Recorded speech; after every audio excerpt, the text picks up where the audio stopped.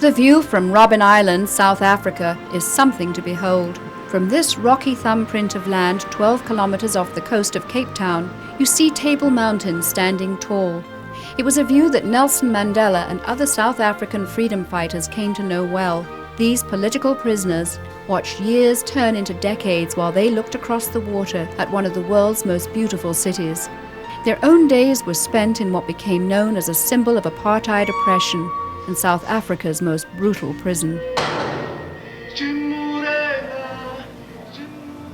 Today, South Africa is a democratic republic, and Robben Island is a national monument and World Heritage Site where you can take a fascinating and moving tour.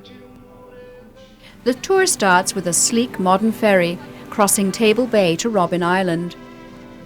You can catch glimpses of buildings during the quick ride, but you'll see them all much closer during a bus tour of the island. Robben Island itself is stark, but don't be surprised at the wildlife you'll see, including ostrich and rare bontebok. Over the years, Robben Island has been a prison, a hospital, a quarantine station, and even a leper colony. And you'll see remnants of all these eras during your drive. This building on the left is the old male leper church, and it's one of the few old leper buildings left because they demolished and burnt all the leper buildings for fear of contamination.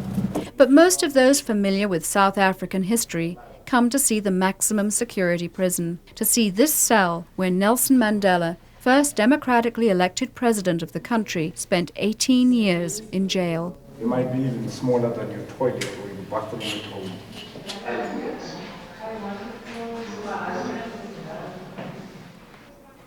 This picture of Nelson Mandela and Walter Sisulu is one of the famous few from their years in exile, and this courtyard is where they and other political prisoners did manual labor. The stone that you see was all quarried from the island, and the prisoners themselves were used to quarry the stone, and they were used to build the prison.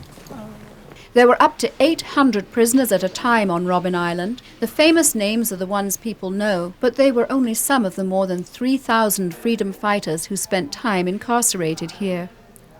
In fact, every guide on the island is a former political prisoner and can tell stories about waiting months for visitors who were often stopped by prison authorities. And what could make you more angry is the fact that these people knew in advance.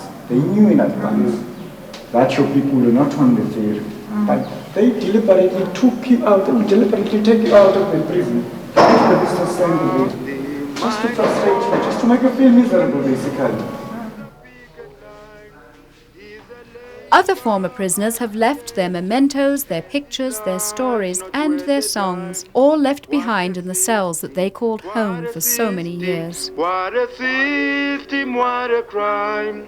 We can mend it, we must end it now. The freedom fight continued here, and more than hardship and adversity, Robben Island came to symbolize for South Africa and the entire world the triumph of human spirit. For more information, visit our website on topoftheworld.net.